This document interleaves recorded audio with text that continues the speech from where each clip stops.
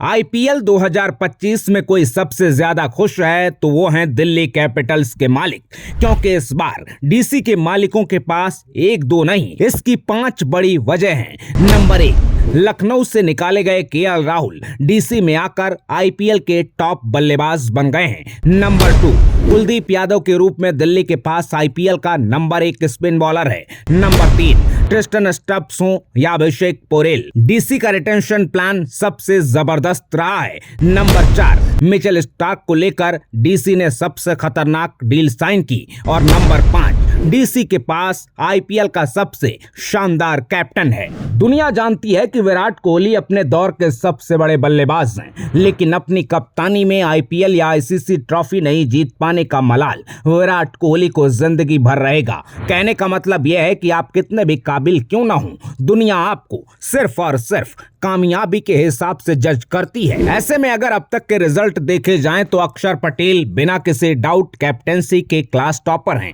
कहानी के पहले ही सीजन में अक्षर पटेल ने सबको इम्प्रेस कर दिया है। जब कभी भी ऐसा लगा कि मैच फंस रहा है तो अक्षर पटेल ने सही टाइम पर सही आदमी को खड़ा कर दिया। बॉलिंग से बैटिंग तक अक्षर पटेल का हर एक्सपेरिमेंट काम कर रहा है। मिचेल स्टार्क से 20वां ओवर डलवाकर सुपर ओवर करवाना हो या मुकेश कुमार का आउट ऑफ सिलेबस आकर मैच पलट देना, अक्षर जो करते हैं वही सही हो जाता है। बहुत सारे लोग कहेंगे ये बापू की किस्मत है या फिर तुक्के से काम चल रहा है, लेकिन कहानी इतनी आसान नहीं है। अक्षर पटेल जूनियर क्रिकेट से ही बहुत प्रॉमिसिंग टैलेंट रहे हैं। इंटरनेशनल साइड में हाई लेवल कंपटीशन की वजह से कुछ अप्स और डाउन रहे, लेकिन अक्षर ने कभी इस बात का लोड नहीं लिया, क्योंकि अक्षर पटेल कभी खुद को किसी और से कंपेयर करके नहीं चलते, ज्यादा एक्सपेक्टेशन पालना नहीं चाहते, चीजों को बहुत सिंपल रखना चाहते हैं। दिल्ली कैपिटल्स के मैनेजमेंट ने जब अक्षर पटेल के साथ कप्तानी का प्लान डिस्कस किया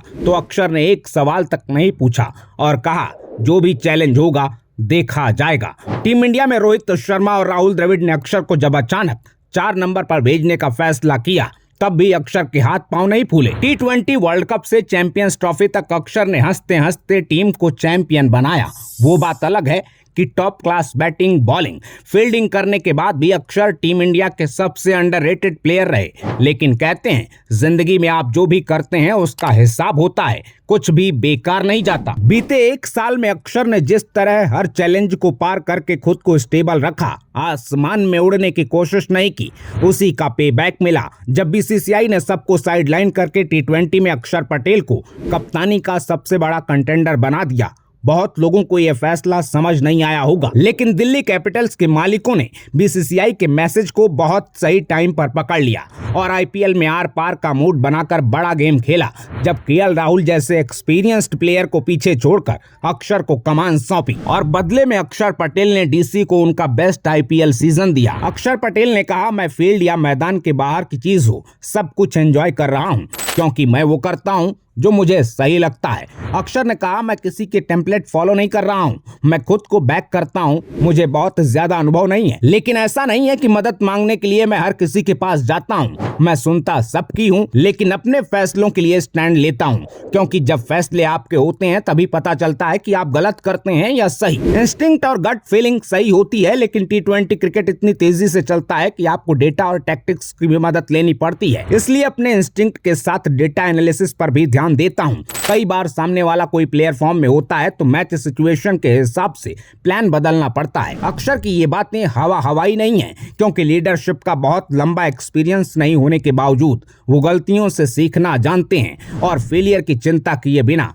अपनी धुन में अपने काम में लगे रहते हैं। आमतौर पर मस्ती में रहने वाले अक्षर पटेल बहुत डीप थॉट वाले खिलाड़ी हैं। मुंबई के सामने मैच हारने पर अक्षर से पूछा गया कि मैच आपके हाथ से कहां गया, तो बापू का जवाब था मुंबई के पास गया। मैच हारने के बाद भी हंसते मुस्कुराते हुए बहुत सिंपल लाइन में अक्षर पटेल ने प्रेजेंटर की मौज ले ली, लेकिन इसके तुरंत बाद एक लाइन में पूरा गेम समझा दिया। जब अक्षर पटेल ने कहा, जब आपके फैसले काम नहीं करते तो लोग आपके ऐसे ही पीछे पड़ते हैं, जब आपको सक्सेस मिलती है तो आपसे कोई सवाल नहीं करता, इसलिए ज्यादा दिमाग लगाए बिना जब जो जो सही लगता है वो मैं करता हूं। मैं चाहता हूं कि टीम के प्लेयर मौज मस्ती में रहें, लेकिन ऐसा ना हो कि लोग मेरी बात ही सुनना बंद कर दें। इसलिए मेरा मैसेज सिर्फ एक है कि जब तक हम फील्ड पर हैं तो हमें वो सब कुछ करना है जो जीत के लिए जरूरी है, और उसके बाद सब लोग अपना टाइम एंजॉय करें। मेरा मानना है कि जब हम किसी बात का लोड लेकर काम करते हैं तो हम अपना बेस्ट नहीं दे सकते, और अभी मेरे लिए ये काम कर रहा है। इसके अलावा